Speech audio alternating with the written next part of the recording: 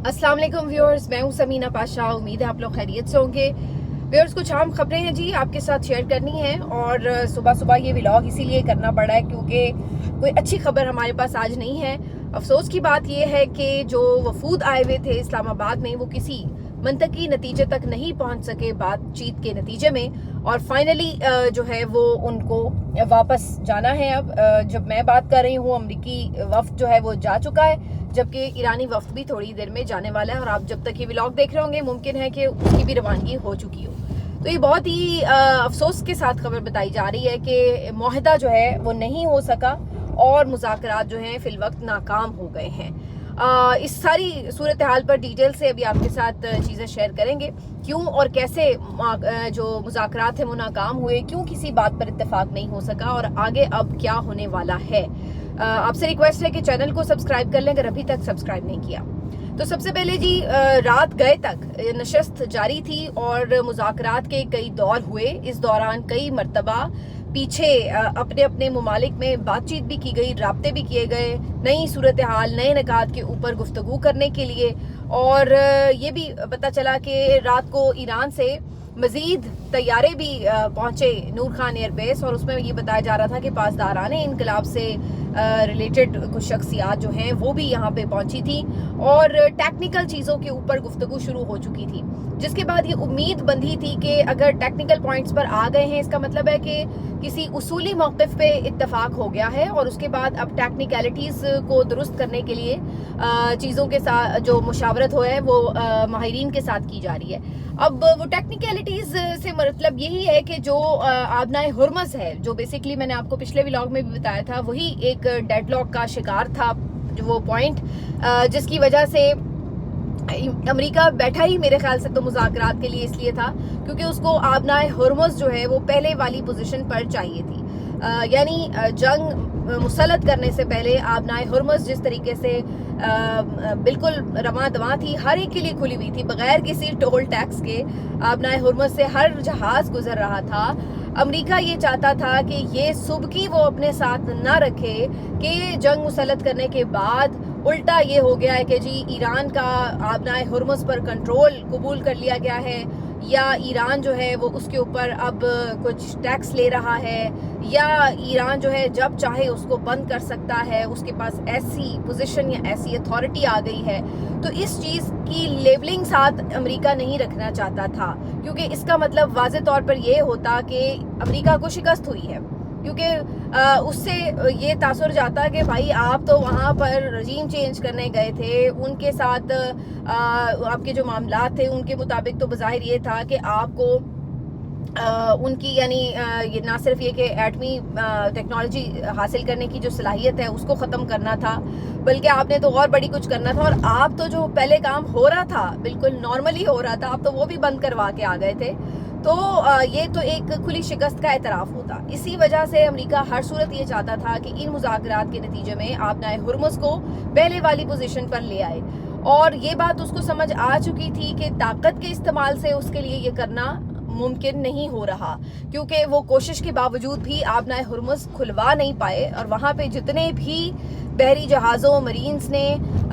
ताकत के इस्तेमाल के ज़रिए आबनाए हुर्मुज़ पर तसल्लुत हासिल करने की कोशिश की, उन सबको नाकामी का सामना करना पड़ा और ईरानी मिसाइल ने उनको जला के भस्म कर दिया, जिसके बाद अमेरिका को टेबल पर बैठना पड़ा था। अब इस एक नुक्ते के हुसूल के अलावा अमेरिका अगर बातचीत के साथ यहाँ से जाता तो उसको शिकस्त ही ताबीर किया जाता, इसलिए अमेरिका के लिए ये पॉइंट बड़ा ज़रूरी था। प्रॉब्लम ये थी कि ईरान इसके ऊपर कोई लचक दिखाने के लिए तैयार नहीं था। ईरान ये समझता है कि जहाँ उसके दीगर मुतालबात थे जिनके ऊपर अमेरिका समहाउ कुछ लचक दिखा रहा था, उस पर बातचीत के अंदर वो कुछ चीज़ों पे अग्री हो रहा था, लेकिन वो इसके आबनाए हुर्मुज़ के कंट्रोल के ऊपर उस तरीके से राज़ी नहीं था। एक आध और पॉइंट भी था जिसके ऊपर उसको एतराज़ात थे, लेकिन ज़्यादातर जो इश्यूज़ थे वो यहाँ से जुड़े हुए थे, जो अभी तक की खबरें आ रही है। अब खबर ये आई है कि जो बातचीत थी वो नाकाम हो गई और इसके ऊपर फर्दर कोई निगोशिएशंस नहीं हो सकी, क्योंकि दोनों जो वफूद थे वो अपने अपने पॉइंट्स के ऊपर जो थे वो स्टक कर गए थे। अच्छा, उसके बाद फिर ये हुआ कि रात गए जेडी वेंस ने इसहाक डार साहब के साथ एक मुश्तरका प्रेस कॉन्फ्रेंस की, छोटी सी बिल्कुल वो प्रेस ब्रीफिंग थी, जिसमें उन्होंने अनाउंस किया कि अफसोस की बात है कि हम बगैर किसी मुआहदे के इस्लामाबाद से वापस जा रहे हैं। और उनके मुताबिक ज़ाहिर है वो ये कहेंगे कि ईरान जो था वो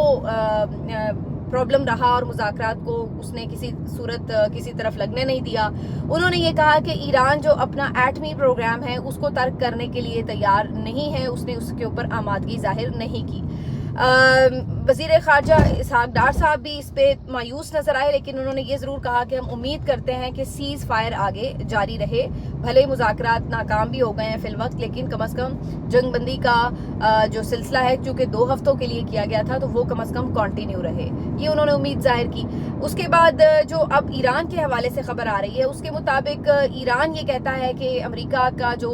मुज़ाकरात में रवैया था वो टोटली गैर संजीदा था और अमेरिका ये समझता है कि वो हर चीज़ जो है वो मनवा ले और टोटली ईरान जो है वो सरेंडर कर दे। तो इसलिए ईरान के लिए ये पॉसिबल नहीं था कि इतनी कुर्बानियों के बाद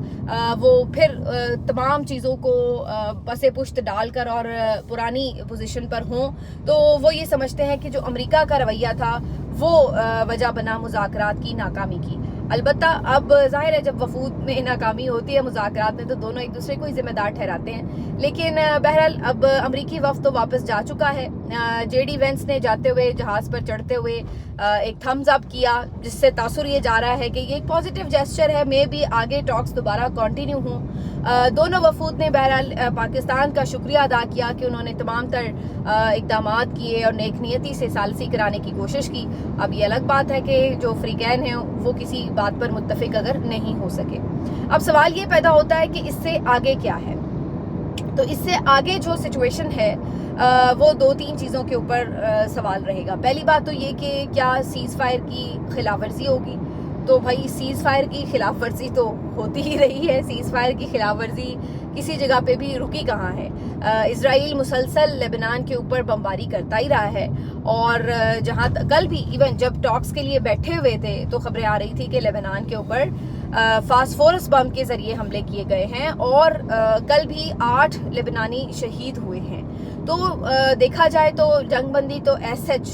उस तरह अमलन की नहीं गई। हाँ, ईरान के ऊपर अमेरिका का कोई अटैक नहीं हुआ मीनवाइल, और जाहिर है ईरान ने कोई इस तरह अमेरिकी अड्डे को निशाना नहीं बनाया कल वगैरह टॉक्स के दौरान। लेकिन अगर आप कम्प्लीटली 100% कहें कि कोई सीज़ फायर रहा तो ऐसा नहीं था। तो सीज़ फायर तो बस ऐसा ही चलेगा। और इजराइल का जो वज़ीर आज़म है वो तो वैसे ही आपको मालूम है कि किसी आलमी कानून, किसी सीज़ फायर, किसी लिखे पढ़े मुआहदे को मानने और किसी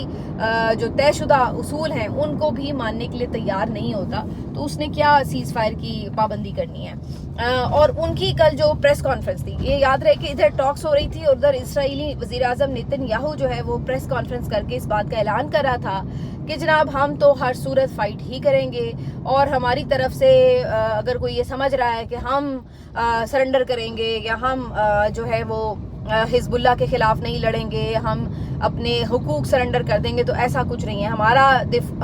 हमारी जो जंग है वो हमारे लोगों के दिफा के लिए हम वो जारी रखेंगे वगैरह वगैरह। यानी उन्होंने तो जंग जारी रखने का ही ऐलान कर रखा था। ये ड्यूरिंग टॉक्स इसराइली वज़ीर आज़म नेतन्याहू की प्रेस कॉन्फ्रेंस थी। अब उसके बाद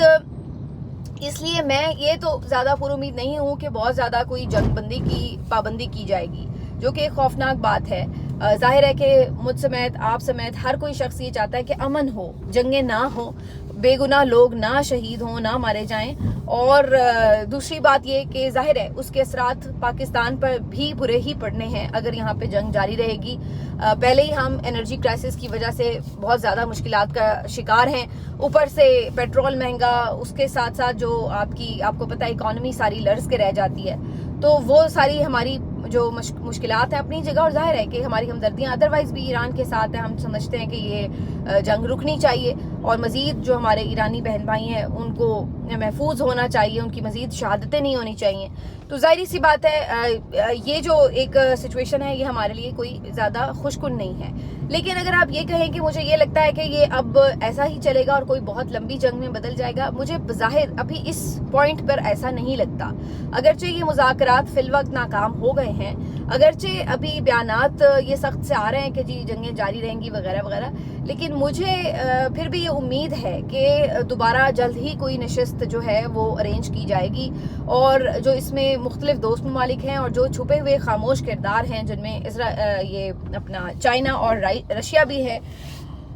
قطر اور مصر بھی اپنی طرف سے کچھ نہ کچھ ان پٹ ڈالیں گے، مجھے یہ بظاہر لگتا ہے کہ یہ ایک دوبارہ جلد ہی مذاکرات کی محفل سجے گی اور کچھ نہ کچھ دوبارہ بات چیت شروع ہوگی، کیونکہ یاد رکھیے کہ اس بات کے اوپر سمجھ آ چکی تھی ڈونلڈ ٹرمپ کو کہ ہم طاقت کے استعمال سے یہ آبنائے ہرمز نہیں کھلوا سکے، اسی لیے وہ معاہدہ کرنے کے لیے بیٹھے کہ کم از کم ہم بات چیت کے ذریعے آبنائے ہرمز کو کھلوا لیں گے۔ تو اگر وہ جنگ کے دوران آبنائے ہرمز کو طاقت سے نہیں کھلوا سکے یا اپنی باقی باتیں جنگ کر کے، اتنے بچے شہید کر کے، ان کے انفراسٹرکچر تباہ کر کے، ان کے اوپر اس قدر خوفناک گولہ باریاں کر کے اگر وہ اپنی باتیں نہیں منوا سکے تو کیا اب وہ اپنی باتیں منوا سکتے تھے ایران سے؟ ایران نے ایک ریزسٹنس شو کیا ہے، اس کو انہیں ماننا پڑے گا، اور مجھے لگتا ہے کہ اس کی وجہ سے خود جو ٹرمپ کا اپنا معاملہ ہے وہ خراب ہوا ہے۔ اس کی وجہ بڑی صاف ہے کہ ٹرمپ جو ہیں وہ جب دیکھا انہیں کہ شکست ہو رہی ہے اور ان کی اپنی پوزیشن خراب ہو رہی ہے تو کہیں جا کے وہ پھر مذاکرات کے لیے بیٹھے تھے۔ تو الٹیمیٹلی مجھے لگتا ہے کہ چونکہ مذاکرات اور معاہدہ جنگ بندی امریکہ کی ضرورت ہے تو اس کے اوپر امریکہ دوبارہ ضرور بیٹھے گا، اور ہاں اسرائیل کی حد تک یہ بات ایسے چلے گی کہ وہ نہ پہلے ان مذاکرات کا حصہ ہے ڈائریکٹلی، تو وہ ظاہر مذاکرات کا حصہ نہیں تھا، لیکن دوسری طرف وہ اپنی جو کاروائیاں وغیرہ اس کی وہ جاری رہنے کا خدشہ جو ہے وہ موجود ہے، کیونکہ وہ تو ادروائز بھی باز نہیں آ رہا تھا۔ تو یہ ابھی تک کی اپڈیٹس ہیں جس میں بظاہر ایسا ہی لگ رہا ہے کہ افسوس کی بات ہے مذاکرات کو ناکامی ہوئی ہے۔ پاکستان کی تمام تر نیک خواہشات اور کوششوں ثالثی کے باوجود بھی اس میں کامیابی ممکن نہیں ہو سکی۔ کچھ ظاہر ہے اسرائیل کی طرف سے امریکی وفد کے اوپر بھی کچھ نہ کچھ پریشر تو رہا ہے، اس کی وجہ بڑی صاف ہے کہ وہ اپنے ہی اس کو تو دیکھیں نا، اسرائیل کو تو جنگ سوٹ کرتی ہے، تو وہ اپنے مفادات کے تحفظ کے لیے یہ چاہتا ہے کہ ایران کے خلاف اس جنگ میں امریکہ اس کے ساتھ جڑا رہے تاکہ اس کو ایک سپورٹ اس کی رہے اور وہ یہ فائٹ کرتا رہے۔ اب اگر امریکہ کسی نقطے پہ کامیاب نہیں ہو سکا تو اس کا مطلب یہی ہے کہ اس میں اسرائیل کا جو پریشر ہے وہ اس نے اپنا کام کیا ہے بہرحال۔ تو یہ جی ابھی تک کی اپڈیٹس ہیں، دیکھتے ہیں آگے اب کیا ہوتا ہے۔ ملتے ہیں آپ سے اگلے ویلاگ میں، اپنا خیال رکھیے، اللہ حافظ۔